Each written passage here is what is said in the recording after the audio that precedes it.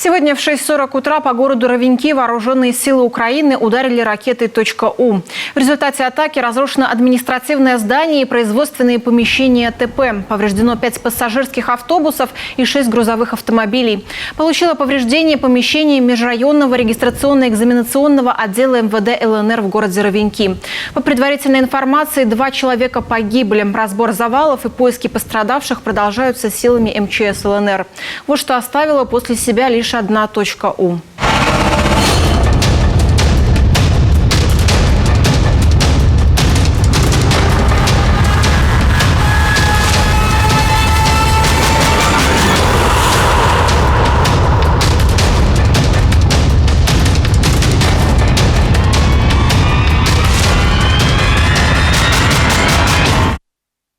Отметим, город Ровеньки находится от линии соприкосновения более чем на 100 километров. Наша республика взяла над ним шефство. 25 июня этого года было заключено соглашение о сотрудничестве.